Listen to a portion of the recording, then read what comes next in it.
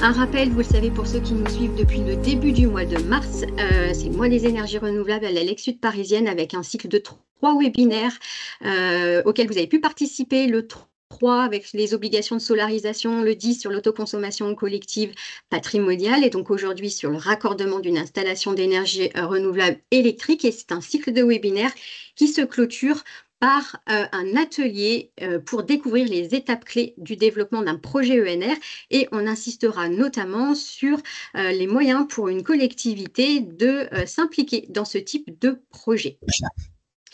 Alors, information importante, je le rappelle, c'est un atelier en présentiel et la bonne organisation de cet atelier tient au nombre de participants. Donc, surtout si vous avez un empêchement, merci infiniment de me prévenir. Donc, encore une fois, pour celles et ceux qui nous ont suivis les semaines précédentes, petite redite sur qui est l'Agence locale de l'énergie et du climat sud parisienne. Nous intervenons sur un territoire de 2 agglomérations, Grand Paris Sud, Seine-Essonne-Sénart et Vallières-Val-de-Seine, donc en partie sur le département de l'Essonne et en partie sur le département de Seine-et-Marne. Nous intervenons, nous sommes un outil d'expertise et de proximité et nous intervenons sur tous les sujets d'énergie et de climat au service de différents publics, des particuliers. La Lexud parisienne est un espace France Rénov', des copropriétés, des collectivités et du petit tertiaire. Nous portons également le dispositif Les Générateurs qui est déployé au niveau national par l'ADEME et animé en Île-de-France par l'Agence régionale de l'énergie et du climat. Les générateurs, ce sont des conseillers qui sont dédiés à l'accompagnement des collectivités en phase amont de leur projet d'énergie renouvelable, éolienne et photovoltaïque, mais aussi sur les projets d'énergie citoyenne. On a une douzaine de structures en Île-de-France, donc pour informer, sensibiliser et favoriser l'émergence de projets. Et c'est dans ce cadre-là que ces webinaires et cet atelier du mois de mars ont lieu. Donc n'hésitez pas vous aurez le lien à consulter le site du réseau des générateurs pour contacter les générateurs qui sont sur vos territoires. Avant de donner la parole à Samantha Sondaravelou et Antonia Lekalim, peut-être quelques éléments de contexte très rapides pour comprendre que le raccordement, c'est un enjeu stratégique majeur, à la fois pour garantir une injection efficace de l'électricité, évidemment, celle qui est produite, mais aussi pour assurer le bon équilibre entre la production et la consommation au niveau local et national. Excuse-moi de te couper, Priscilla. Oui. On ne voit pas ton écran. Ah, comment? Heureusement que tu me le dis. Pardon. Alors, pardon. Oui, ce sera mieux avec un écran. Alors, attendez. Je repars.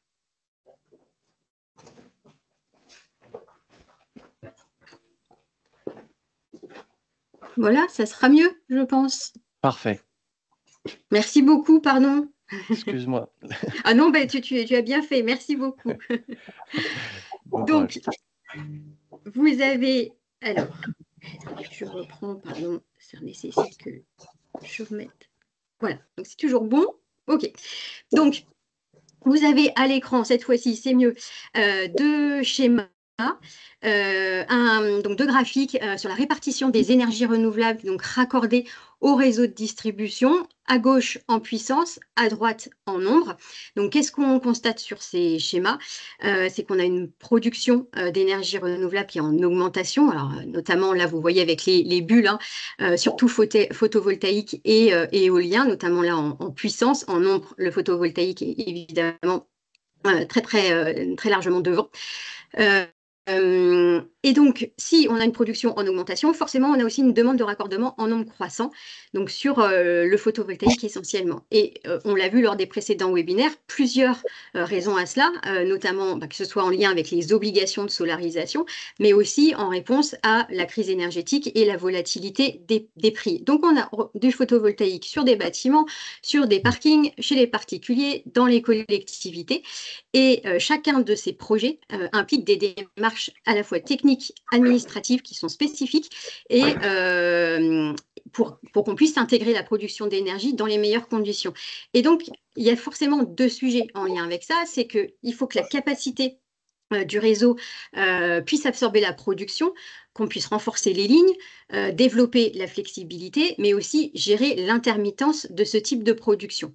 Et le deuxième sujet, c'est la simplification des démarches et une accélération des délais si on veut atteindre les objectifs, si tant est qu'on puisse les atteindre. Ce n'est pas que une histoire de simplification des démarches ou d'accélération des délais qui nous feront atteindre les objectifs, mais en tout cas, ça y contribue forcément. Donc, le raccordement, vous le voyez, il y a un sujet qui est à la croisée des chemins entre les enjeux techniques, réglementaires et stratégiques.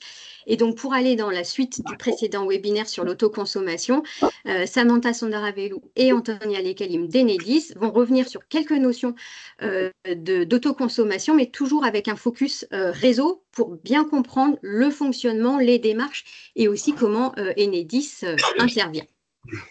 Voilà, donc je les laisse prendre le contrôle sur la présentation.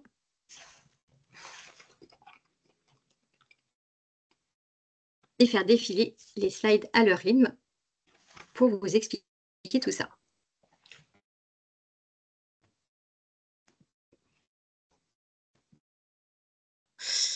Bonjour à tous, j'attends juste d'avoir la main pour pouvoir défiler les slides et en attendant, je me présente, Samantha Sondaravelou, je suis chef de projet transition énergétique chez Enedis et je suis accompagnée de ma collègue Antonia Lekalim. Bonjour à tous, ingénieure territoriale sur la direction régionale Île-de-France-Est chez Enedis. Donc, je travaille en binôme avec Samantha Sondaravelou. Bonjour à tous. Et alors, on est ravis d'être présente aujourd'hui pour vous expliquer donc, les principes de l'autoconsommation collective et vous donner quelques éléments sur tout ce qui est raccordement des ENR au réseau. Alors, pour commencer, donc, notre présentation va se dérouler en 3 temps. Tout d'abord, on va revenir très très rapidement sur Enedis, qui nous sommes et nos missions, pour bien remettre en fait du contexte. Et enfin, vous rappeler, vous expliquer en quoi consiste l'autoconsommation collective et vous rappeler les étapes clés d'un projet donc d'autoconsommation collective.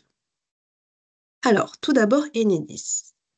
Alors ici, on vous a remis le schéma du système électrique français. Donc en France, on est organisé comme ceci. On a tout d'abord la production, donc que vous voyez donc à gauche de la slide. Donc la production donc est centralisée. Elle est produite donc par des producteurs et tout ce qui sort de ces centrales sont produits en haute tension. Cette haute tension est transportée donc par le transporteur que l'on appelle RTE, c'est son job, donc il transporte l'électricité en haute tension depuis les centrales, donc en sortie de centrale, jusque donc on va dire à l'entrée de nos régions. Et nous, Enedis, on prend le relais, on transforme, donc on abaisse cette tension, hein, en haute tension et basse tension et ensuite on va distribuer jusqu'au client final, donc ça peut être des collectivités, les particuliers ou les entreprises. Donc, on vous a remis aussi une information sur la fourniture d'électricité, qui est encore autre chose. Donc, vous avez différents fournisseurs qui, eux, s'assurent de vous donc fournir cette électricité au travers d'une facture. Alors, est-ce que j'arrive? Voilà. Alors, nos missions Enedis, donc très rapidement, notre cœur de métier à nous, c'est le raccordement. Donc, raccorder toutes les personnes, tous les clients au réseau public de distribution, exploiter ce réseau. Assurer tout ce qui est la maintenance, donc les dépannages, la conduite, mais aussi on est garant du comptage. Donc c'est nous qui comptons ce qui est consommé par chacun d'entre vous et qui communiquons cette information auprès des fournisseurs pour qu'ils puissent vous établir les factures.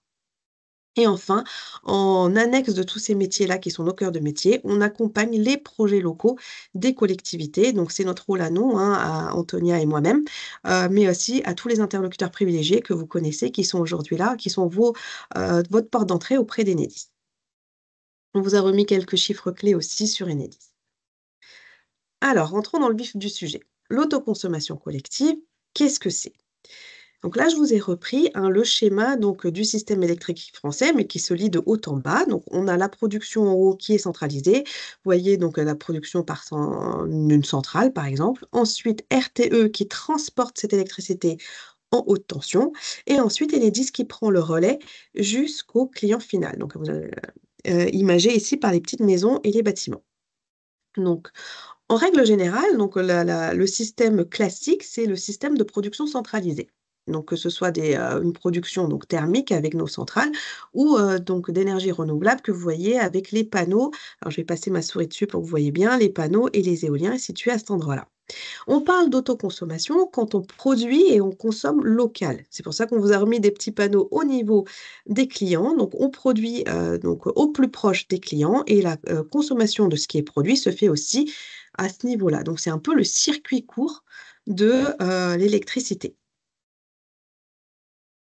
Il existe 2 types d'autoconsommation. Il y a ce qu'on appelle l'autoconsommation individuelle. C'est le cas, quand vous mettez des panneaux sur, votre toiture, par exemple, et que tout ce qui est produit par ces panneaux est pour votre consommation propre. À ce moment-là, nous, le réseau public d'électricité, donc Enedis, on ne voit pas, ce que vous produisez et ce que vous consommez. Ça reste quelque chose de privé et d'interne. C'est ce qu'on appelle l'autoconsommation individuelle. C'est pour vous. On commence à parler d'autoconsommation collective quand il y a production de cette électricité, mais qu'il y a partage en fait avec d'autres bâtiments. Donc, pour pouvoir partager cette électricité, vous avez l'obligation de passer par le réseau public d'électricité. Et c'est là qu'on intervient, donc c'est ce qu'on appelle l'autoconsommation collective. Alors, le périmètre d'une opération d'autoconsommation. Donc, il existe plusieurs périmètres.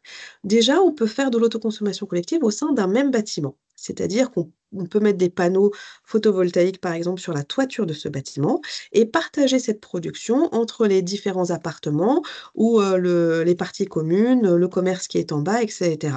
Donc ça, c'est le premier périmètre et il n'y a pas de limite de puissance.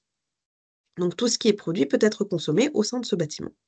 Ce qui intéresse plutôt les collectivités, c'est ce qu'on appelle le périmètre étendu, c'est-à-dire qu'on a différents bâtiments qui sont positionnés à différents endroits et il y a production, partage et consommation entre ces personnes. Donc le périmètre standard, c'est quand les participants les plus éloignés du projet sont à 2 km maximum. Et il y a quand même une contrainte, c'est que la production ne doit pas dépasser 5 mégawatts.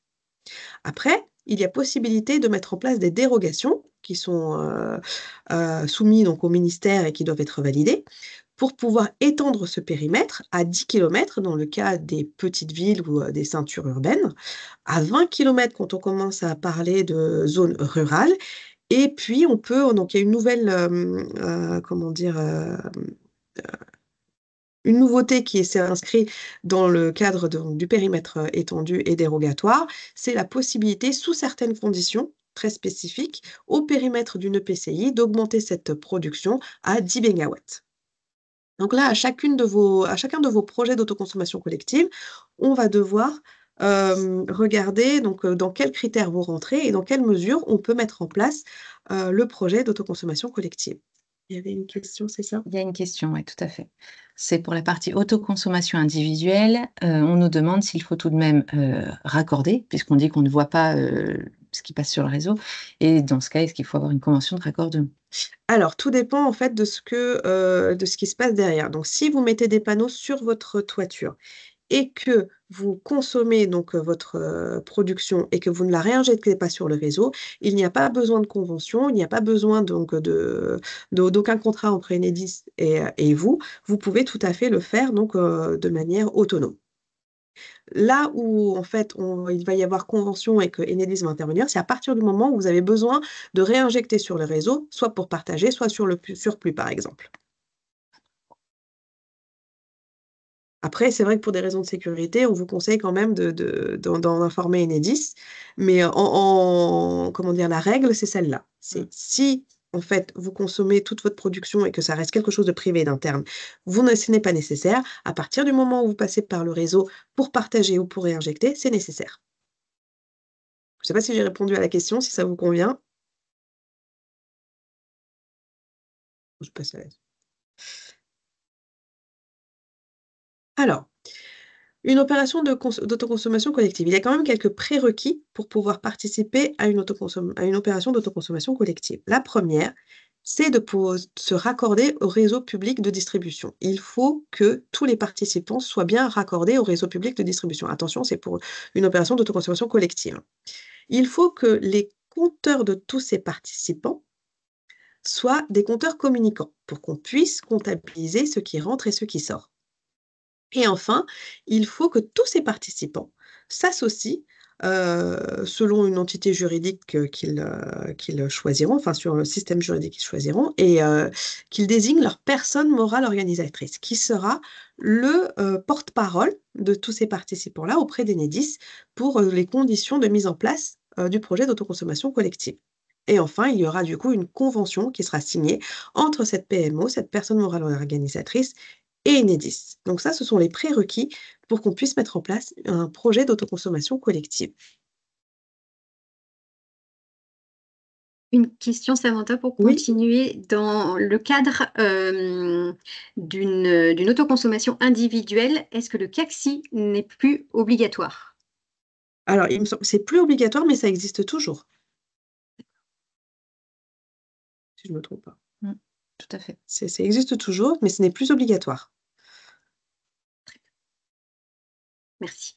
Alors, le cadre réglementaire. Donc, c'est vrai que l'autoconsommation collective, ça a quand même un cadre qui est juridique assez complexe. Et là, on vous a remis tous les participants ou tous les intervenants qui peuvent être présents dans le cadre de la mise en place d'un projet d'autoconsommation collective. Donc, il y a effectivement le gestionnaire du réseau public d'électricité, c'est-à-dire nous, Enedis. Il y a tous les participants, producteurs comme consommateurs, qui sont associés au sein donc d'une entité et qui ont désigné leur personne morale organisatrice. Ces participants peuvent s'appuyer sur des conseillers juridiques, des conseillers opérationnels ou des bureaux d'études. Et les autres acteurs du marché qui rentrent dans le cadre d'un projet d'autoconsommation collective, c'est le fournisseur, parce que vous avez effectivement toujours besoin de fournisseurs, le responsable d'équilibre et, selon les cas, parfois un acheteur de surplus. Mais on reviendra là-dessus juste après. Alors, déjà, un projet d'autoconsommation collective, comment ça fonctionne, qu'est-ce qui se passe tous les mois? Donc, prenons l'exemple de 3 clients. Donc là, le client 1, 2, 3. Donc le client 3, on va dire qu'il produit via une centrale de panneaux photovoltaïques et que tous les 3 sont bien raccordés au réseau. Donc pour bien valider tous les prérequis qu'on a vus précédemment. Ces 3 clients s'associent au sein d'une même entité et ont désigné leur personne morale organisatrice. La première chose à faire, c'est que chacun de ces clients doit choisir son fournisseur d'électricité. Donc, ils peuvent choisir des fournisseurs différents. Il n'y a absolument pas d'obligation à avoir le même fournisseur. Donc là, on prend l'exemple du client 1 et 2 qui choisissent le fournisseur X et le client 3 qui choisit le fournisseur Y. Tous les mois, Enedis va relever les courbes de charge au pas de 15 minutes, que ce soit en soutirage ou en injection. Donc là, on va prendre le cas d'un client 1 qui consomme 65, le client 2 consomme 50 et le client 3 qui consomme 90. Notre centrale, elle, on va dire qu'elle produit 100. Qu'est-ce qui va se passer dans le cadre du projet d'autoconsommation collective? Déjà, la personne morale organisatrice va communiquer à Enedis la clé de répartition qu'elle souhaite mettre en place dans le cadre de son projet, c'est-à-dire comment les 100 produits par la centrale vont être partagés entre les différents participants. Donc là, on va dire que la PMO nous a demandé de répartir 25% de la production au client 1, 35% au client 2 et 40% au client 3.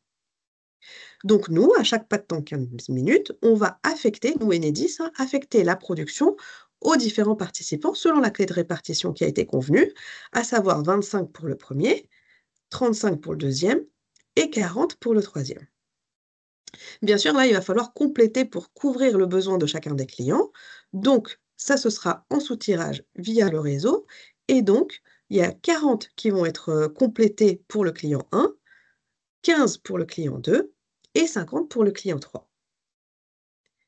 Et tous les mois, Enedis va récupérer ces informations, donc comptage, et va en avertir les parties prenantes, à savoir la PMO pour savoir qui a consommé quoi, et le fournisseur d'électricité pour qu'il puisse établir les factures associées. Et donc, dans les factures, normalement, par exemple pour le client 1, il y aura consommation totale 65, dont 25 sur le projet d'autoconsommation collective, donc il va être autoconsommé, et 40 qu'on dit alloconsommé, c'est-à-dire qui sont venus compléter ce qui a été fourni par la centrale PV pour couvrir ses besoins. Est-ce qu'il y a des questions par rapport à ce schéma? Alors, rien dans le chat, mais n'hésitez pas à ouvrir vos micros. C'est vrai que, il est très pédagogique, les explications sont claires, mais ça peut soulever des questions, donc n'hésitez pas à les poser, oralement. On peut passer un petit peu de temps sur cette répartition, de la production entre les participants d'une opération. Oui, bonjour. Si le Bonjour. client 3 ne consomme pas, est-ce que la production de la centrale PV est automatiquement reportée vers les clients 1 et 2, s'il vous plaît? Alors, ça dépend de la clé de répartition. Là, j'ai pris la clé de répartition la plus simple, mais c'est pas automatiquement reporté. Ça va dépendre de ce qu'on a défini au début. Et je reviens juste après la slide suivante. C'est justement vous expliquer les différentes clés de répartition. Et alors l'autre? Les participants au sein d'une PMO peuvent-ils être de nature différente? Collectivité, entreprise, commerce, copropriété? Alors, en théorie, oui, il y a pas de, comment dire, de restriction sur la typologie des clients. À partir du moment où tout le monde se met d'accord, s'associe et désigne sa personne morale organisatrice. Et c'est vrai que quand les typologies sont différentes, c'est plus compliqué pour, les participants de se mettre d'accord que quand c'est au sein, en fait, d'une même copropriété, par exemple. Mais, théoriquement, d'un point de vue complètement réglementaire et légal, il y a absolument aucune contrainte par rapport, à la nature des participants.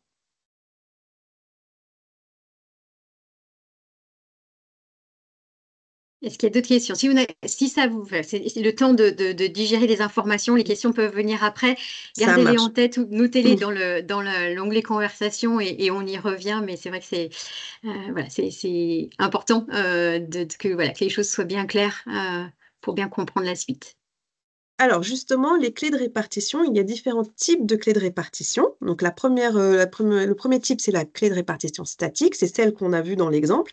C'est-à-dire que dès le départ, la PMO définit, une répartition fixe. C'est-à-dire sur ma production, je vais avoir systématiquement 25 pour le client 1, systématiquement 25 pour le client 2 et systématiquement 40 pour le client 3. Ça, du coup, il n'y a pas de modification. C'est la première proposition et souvent, c'est dans le cas enfin, c'est au prorata de la participation de chacun des clients à l'investissement sur le panneau photovoltaïque, sur les panneaux photovoltaïques, c'est surtout dans le privé. Il y a la clé dynamique, donc là qui est qui est en fait une clé variable. On peut avoir une répartition différente sur un pas de temps de 15 minutes. C'est la PMO qui, le définit et donc qui nous dit: «Voilà, sur, ce premier 15 minutes, on veut telle répartition, sur ces deuxièmes 15 minutes, on veut telle répartition» et cetera et cetera. Ça, c'est quand même très contraignant et c'est souvent les industriels, en fait, qui ont la possibilité de faire ça via différents outils. Ensuite, il y a 2 clés qui sont plus souvent utilisées par les collectivités, par exemple les collectivités locales. C'est la dynamique par défaut, c'est-à-dire que la répartition varie sur un pas de temps 15 minutes, mais cette répartition est laissée à la main d'Enedis qui affectera la production au prorata de la consommation de chacun des participants. C'est une manière, en fait, d'optimiser de manière automatique tout ce qui est produit auprès des différents participants. Et ensuite, il y a la full dynamique qui reste en fait, donc un équivalent de la dynamique par défaut, mais là, il peut y avoir plusieurs producteurs.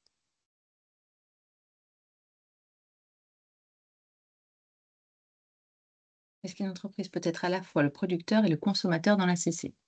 Oui, tout à fait. Il peut produire, consommer en fait, ce qu'il produit ou ce qu'un autre produit et être à la fois producteur et consommateur. Entreprise, collectivité ou Oui, particulier? particulier, exactement.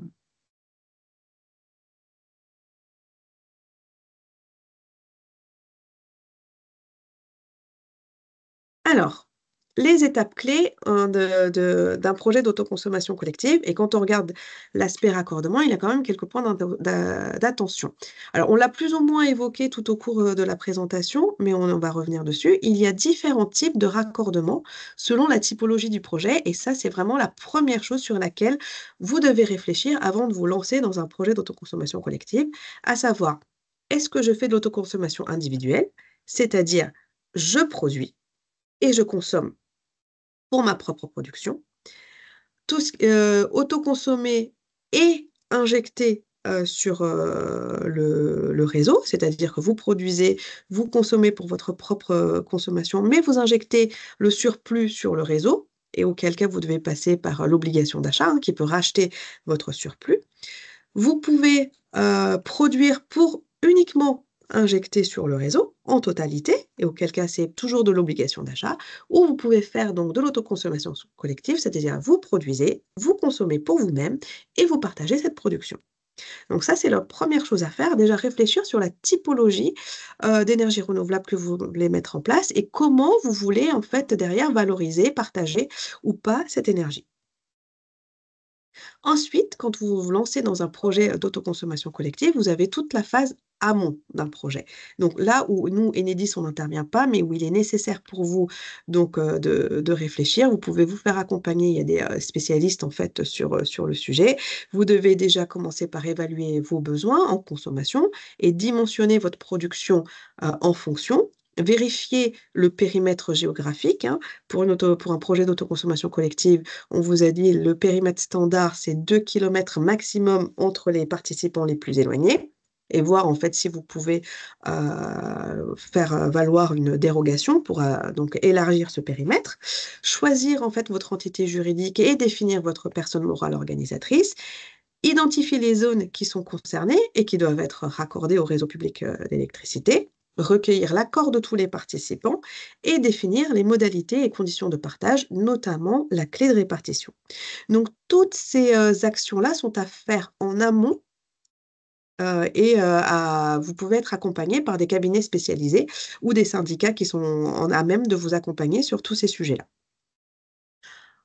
Ensuite, si ça veut bien passer à la slide suivante. Hop, voilà. Où il y a toute la partie donc avec Enedis. À partir du moment où vous avez décidé de vous lancer, vous avez le dimensionnement de vos panneaux, vous avez en fait tous les éléments.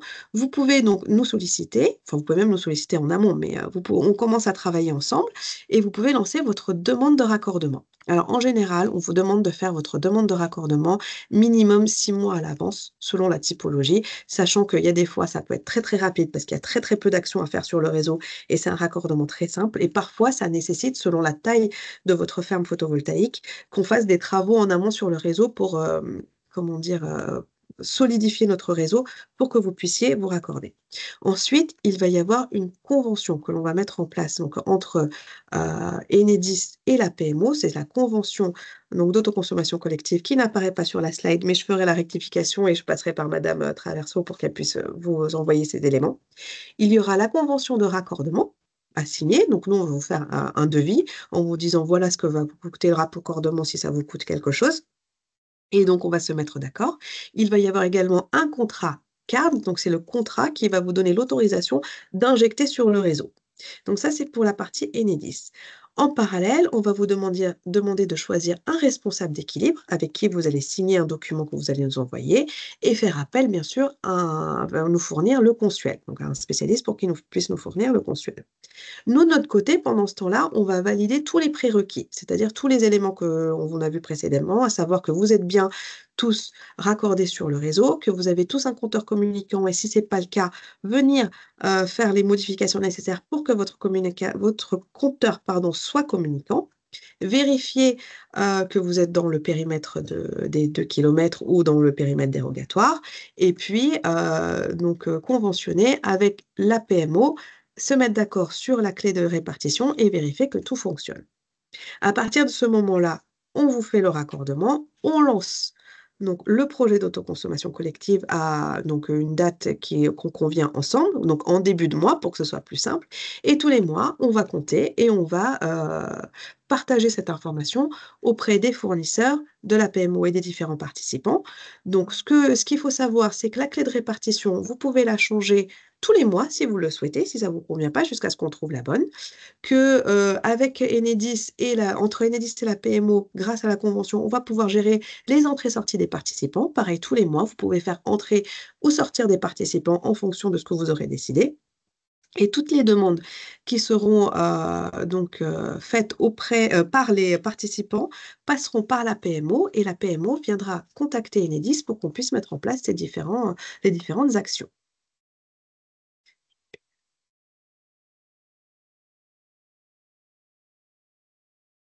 Voilà. Très bien. Merci à Antonia d'avoir répondu dans le chat directement à une question qui était sur le... Voilà. Sur la nouvelle dérogation.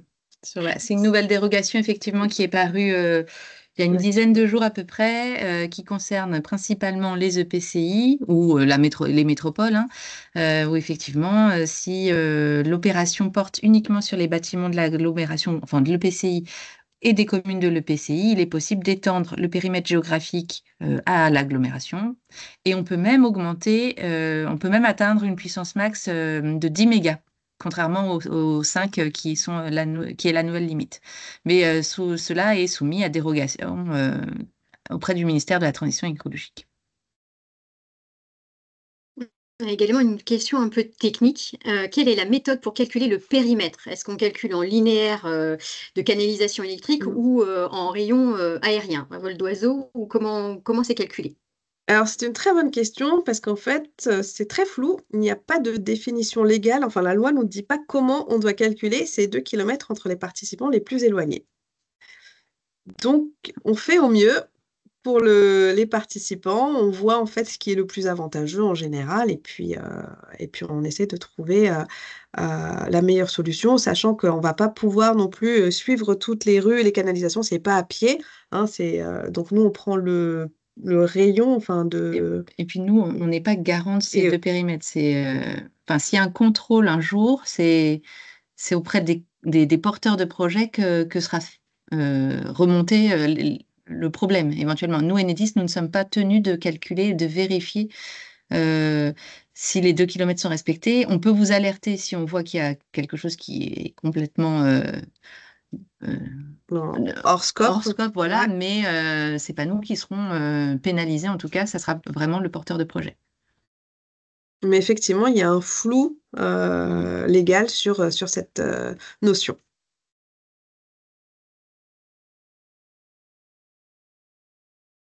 Une question pour revenir un petit peu en arrière sur les différents types enfin de valorisation de l'énergie.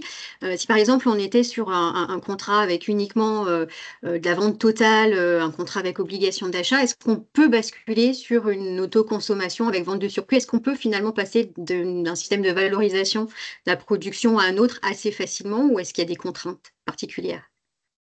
Alors ça dépend. C'est vrai que si vous êtes déjà raccordé au réseau, c'est plus facilitant et vous pouvez passer donc d'une typologie à une autre, on va dire techniquement plus facilement. Il n'empêche qu'il y a tous les prérequis à vérifier. Il y a quand même en fait toute la contractualisation à mettre en place entre Enedis, le responsable d'équilibre, le consuel, et cetera. Enfin, on est obligé de revalider toutes ces étapes-là.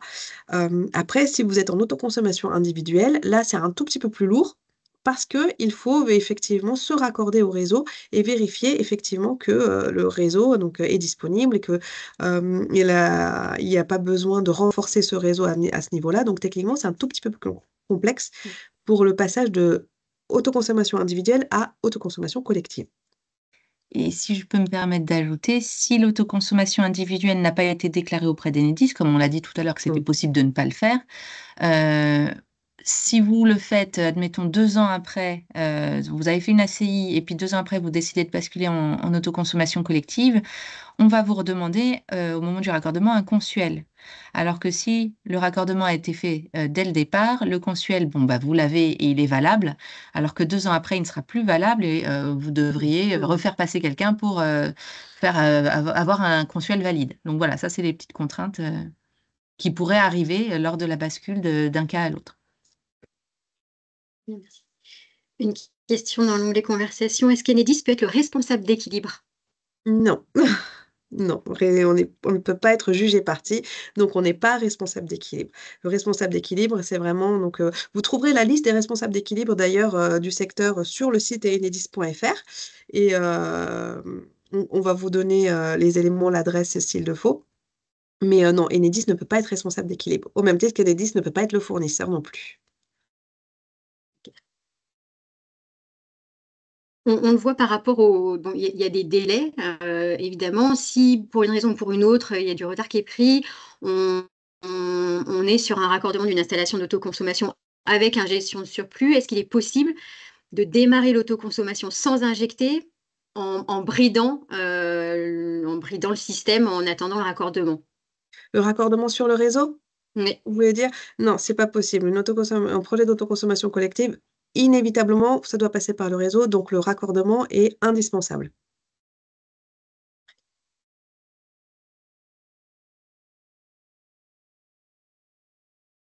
Peut-être une question. À un moment, vous disiez que Enedis établit un devis pour le raccordement, voir si ça coûte ou pas quelque chose. Quelles sont les conditions pour que ça ne coûte rien ou quelles sont les conditions qui font que ça coûte à un moment donné?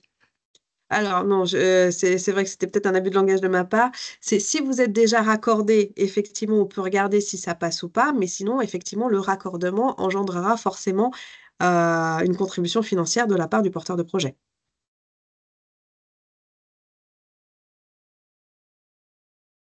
Une On avait question dans le madame. chat également. Oui, Ouais, allez-y. alors, je vois juste que madame Minguet lève la main. Alors, je sais pas si. Ah, pardon, oui, je ne l'avais pas vu.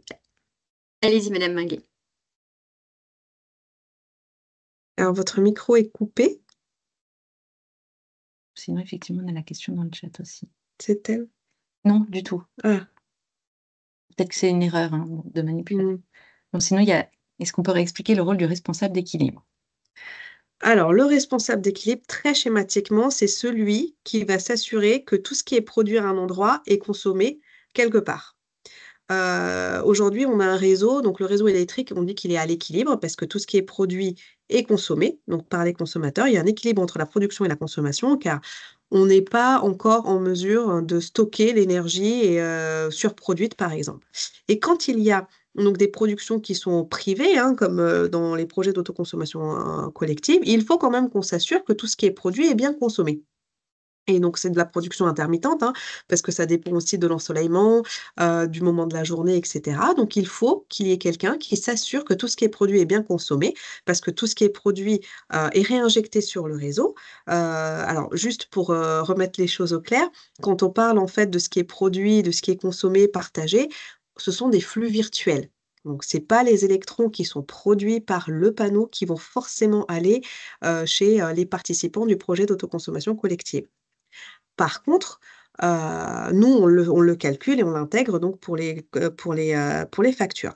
Mais ce qui est produit va être sur le réseau et il faut que quelqu'un s'assure que cette production est bien consommée quelque part et que le réseau reste équilibré pour pas que le réseau soit perturbé et c'est le rôle du responsable d'équilibre. C'est pour ça qu'il faut, à chaque fois qu'on est un producteur, contractualiser avec un responsable d'équilibre qui va s'assurer que tout ce qui est produit à un endroit est bien consommé quelque part et cette production ne vient pas perturber le réseau. Alors, juste pour finir sur le responsable d'équilibre, on a une question qui nous dit: comment fait-on pour solliciter un responsable d'équilibre? Alors, pour, solliciter un responsable d'équilibre, donc, comment dire? On peut vous donner, la liste donc qui est disponible sur enedis.fr et ensuite, c'est à vous d'aller, les démarcher, les solliciter au même titre que vous auriez, demandé donc, de contractualiser avec un fournisseur, par exemple. Il y a d'ailleurs des fournisseurs qui sont aussi, responsables d'équilibre. Donc, voilà, on vous a mis la liste dans le fil de discussion. Donc, madame Minguet ne pouvait pas activer son micro, donc elle nous demande, dans le cadre d'une autoconsommation individuelle, est-ce qu'elle peut brider son installation le temps du raccordement pour la mettre en service avant de pouvoir revendre le surplus? Alors, qu'est-ce que vous voulez dire par brider? C'est-à-dire produire moins? Attends, je comprends pas. Ouais, Peut brider mon moins. installation le temps du raccordement. Alors, ce que je comprends de la question, oui? Je pense que oui, elle a peur que ça consomme trop, ça produise trop, S'il y a voilà, s'il y a trop de production et que vous pouvez pas et que tout c'est pas encore raccordé, ouais. voilà, vous pouvez pas tout consommer. Alors normalement, les panneaux, quand ils sont mis en place, c'est par tranche. Donc je sais qu'il y a des tranches qu'on peut activer, des tranches qu'on ne peut pas activer. Alors attends, du coup, Oui, c'est oui, ça. brider, juste notre consommation. Donc c'est à vous aussi de voir donc avec, votre poseur de panneaux pour dimensionner au mieux ces panneaux. Alors, si vous voulez faire de l'autoconsommation et que vous voulez mettre donc dès le départ tous les panneaux, c'est quand même mieux qu'on se cale pour que le raccordement ait lieu au bon moment et que vous puissiez autoconsommer tout de suite. C'est quand même plus, optimisé. Maintenant, ce qu'on a déjà vu, ce sont des panneaux qu'on active donc, en partie pour faire de l'autoconsommation individuelle et ensuite, on bascule vers de l'autoconsommation collective. Mais, je vous avoue que c'est pas le plus optimisé quand même. Et je sais Merci, ça y est, j'ai activé mon oui? micro. Ah, est-ce que ça Euh, a répondu à votre question? oui, en fait, c'est pas dans le but de l'autoconsommation collective, mais comme tout à l'heure, vous avez dit que finalement, on n'avait pas besoin de faire une demande de raccordement quand on fait de l'autoconsommation totale. Du coup, quand on fait de l'autoconsommation individuelle avec de la revente de surplus, si on a, pour X ou Y raison, parce que peut-être qu'on a fait la demande de raccordement tardivement, par exemple, du coup, nos panneaux sont là, ils sont réceptionnés. Le temps que la demande de raccordement aboutisse, est-ce qu'on peut quand même les mettre en service avec un système de bridage pour s'assurer que ça réponde juste à notre consommation et que du coup, quand on a la demande de raccordement, on lève le bridage et comme ça, on peut faire la revente de surplus. Ah, alors ça, j'ai envie de dire, c'est à voir avec votre poseur de panneaux parce que c'est quelque chose qui va intervenir sur, votre, partie donc privée, du réseau et pas sur le réseau public d'électricité. Donc c'est à voir avec le poseur de panneaux s'il peut vous mettre en service une partie seulement qui correspondrait à votre consommation propre, pardon, et pour qu'ensuite il puisse réintervenir pour, lors du raccordement pour qu'il y ait, revente de surplus, par exemple. D'accord, mais du coup, il n'y a pas de frein du côté d'Enedis. Alors côté Enedis, si vous passez en autoconsommation individuelle et qu'ensuite vous voulez passer en autoconsommation collective, comme on le disait précédemment, il y a pas de frein. Vous pouvez passer d'un projet à un autre, il y a seulement toute la partie technique à mettre en place. Donc nous, on ne va pas vous brider. Par contre, est-ce que c'est possible de le faire techniquement? À voir avec votre poseur de panneaux. D'accord. Ok, merci. Merci beaucoup. Je vous en prie. Est-ce que cette intervention vous soulève d'autres interrogations? N'hésitez pas. On peut prendre encore quelques minutes, hein, évidemment, pour répondre à des questions.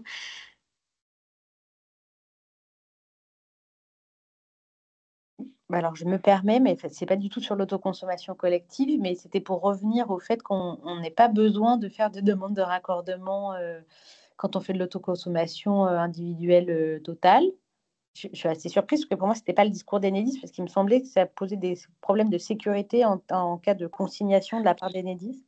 Alors, ce qu'il y a, c'est que quand vous faites de l'autoconsommation individuelle, on préconise effectivement de contractualiser pour qu'on puisse vérifier, nous, de notre côté, que vous avez bien, enfin, que tout est bien dans les règles. Maintenant, je sais qu'il existe des panneaux que vous pouvez, donc, ils sont en vente Chez Castorama. chez Castorama, Leroy Merlin, Bricorama, voilà, pour en citer trois, que vous pouvez mettre en place donc chez vous et que vous branchez directement. Et à ce moment-là, il n'y a absolument pas besoin Nous, on ne les voit pas du tout, donc on ne les voit pas. C'est complètement en interne de votre installation, c'est en aval du compteur. Donc, pour nous, c'est pas du tout, ça touche pas à l'extérieur. Donc, c'est vraiment votre circuit interne et auquel cas, on peut pas vous obliger à contractualiser avec nous. D'accord. Alors là, je parlais plutôt d'installations d'entreprises qui font plusieurs centaines de kilowatts crête, quoi. Oui, dans ces cas-là, vaut mieux quand même qu'on vienne vérifier que tout se passe bien. D'accord, mais du coup, c'est une obligation ou ça l'est pas?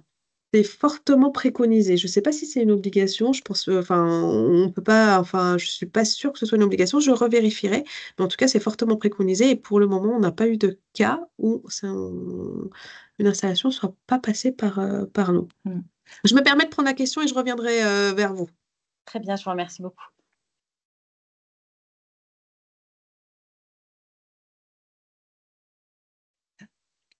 Turp. Oui, si vous voulez poursuivre, ah oui, pardon, une question sur le TURP.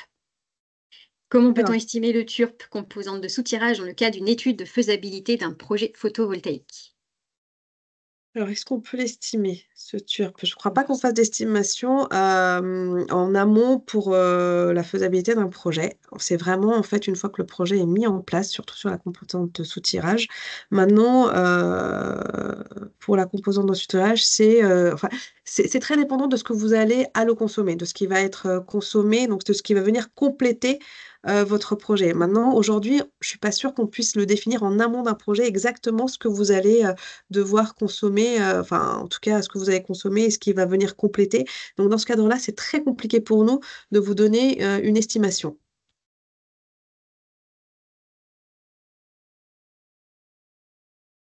Donc c'est pour ça qu'on se positionne pas sur ce sujet-là.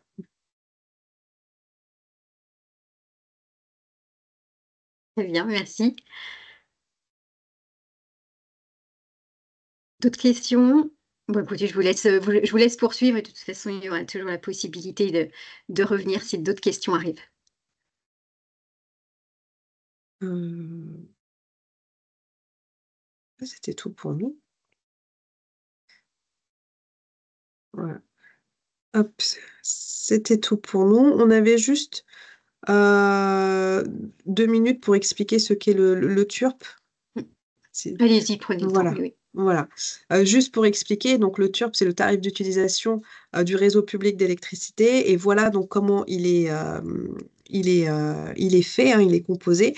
Quand vous consommez, par exemple, on relève une consommation de 90 kWh, par exemple, et qu'on estime qu'il y a 40 kWh qui ont été autoconsommés et 50 qui ont été allons-consommés, la partie, donc le TURP va s'appliquer donc, de manière très classique sur la partie donc, allons-consommer, c'est-à-dire qu'il va y avoir une part fourniture et une part acheminement que vous allez trouver sur votre facture. Sur la partie autoconsommée, la part fourniture n'existe pas, mais par contre, la partie acheminement va être présente parce que le réseau public d'électricité va être utilisé pour faire circuler l'électricité produite à un endroit et consommée ailleurs. Donc, c'est juste pour que vous ayez bien ça en tête. Effectivement, il va y avoir donc l'autoconsommation collective joue sur la facture finale parce que sur la partie produite par le projet, vous n'allez pas être facturé, mais par contre, il va quand même y avoir une part acheminement qui va s'appliquer sur cette part-là.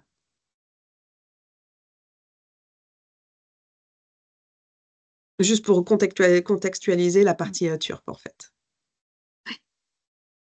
Effectivement. Et du coup, on vous remet ici l'adresse mail, donc la boîte de contact, la boîte mail contact, à laquelle vous pouvez nous contacter, vous nous envoyez toutes vos questions, vos éléments dans le cadre d'un projet. Et donc, Antonia et moi-même sommes juste derrière pour répondre à toutes les questions et tous les projets qui viendraient sur cette boîte. Très bien. Merci beaucoup. Alors, peut-être une précision, parce que vous êtes nos interlocutrices sur une partie précise de l'Île-de-France. Est-ce que vous, éventuellement, si on passe par cette adresse, il y a un redispatching qui se fait pour avoir les interlocuteurs? Enfin, comment ça se passe? Parce que Alors, là, parmi les participants, ils ne sont pas. Enfin, l'Île-de-France est représentée. Donc, Mhm. Alors là, en fait, effectivement, c'est une boîte mail où derrière, vous nous avez donc Antonia et moi, et on travaille pour la partie Île-de-France-Est, donc tout ce qui est 93, 94, 91 et 77. Par contre, on connaît très bien nos collègues donc, de Paris et de l'Île-de-France-Ouest à qui on peut relayer l'information. Sinon, chacune des zones a aussi sa propre boîte mail. Donc pour la partie Ouest, donc c'est IDFO, normalement, Ouest, autoconso autoconsocollègue@enedis.fr, et pour Paris, Je crois que c'est par. c'est par, il me semble, par-autoconsocollègue@enedis.fr, mais vous pouvez nous les envoyer, il n'y a pas de souci, on redistribuera à nos collègues qu'on connaît bien. très bien. Si on apporte quelques petites modifications au support avant de le transmettre, on pourra toujours rajouter Je vais les rajouter, les oui. adresses. Voilà, comme ça, on aura quelque chose de complet. Super, merci beaucoup. L'heure passe, je vais pas abuser, on a fait le tour des questions. Vous aurez dans le support également, mais qu'on pourra toujours compléter, donc quelques liens pour compléter tout ce qui a été dit. Vous aurez aussi dans le support, comme d'habitude, les coordonnées de vos interlocuteurs. Pareil, là, c'est bien biographiquement délimité, de la LEC sud parisienne également. Et puis, écoutez, je vous passe, comme l'heure est avancée, je vous passe le petite question Booclap. En revanche, je vais vous mettre dans la conversation un lien, vous connaissez, un lien pour faire un questionnaire de satisfaction. Également, on a vraiment à cœur, évidemment, de répondre à vos attentes et de progresser dans la façon de vous présenter les choses. Donc, n'hésitez pas à nous donner votre avis.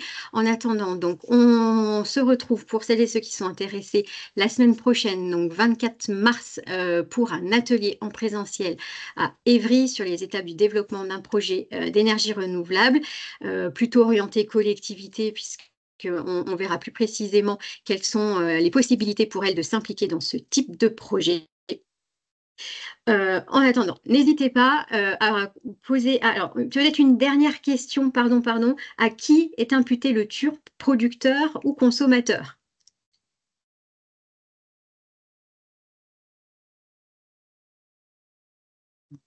Alors, aux deux. Aux deux. Voilà. À tous ceux qui utilisent le réseau. Très bien, merci pour la précision.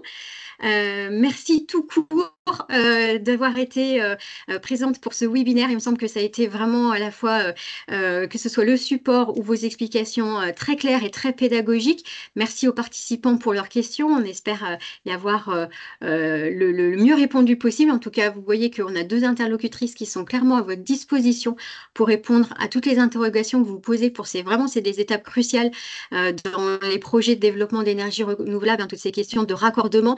Ce qu'il faut essentiellement retenir, c'est quand même qu'il ne faut pas hésiter à mettre Enedis dans la boucle de vos projets le plus tôt possible. Ça sera peut-être fait. Je pense qu'il n'est jamais trop tôt. Vous me contredirez s'il faut, Antonia et Samantha, mais je pense qu'il n'est jamais trop tôt pour vous solliciter. Et n'hésitez pas donc à demander à vos interlocuteurs sur vos territoires des précisions concernant ces étapes cruciales. Merci infiniment encore à toutes les deux. Merci à vous tous d'avoir participé à ce webinaire et on se retrouve peut-être donc la semaine prochaine pour l'atelier. Merci à tous, très belle semaine, bon appétit. Merci. Au revoir.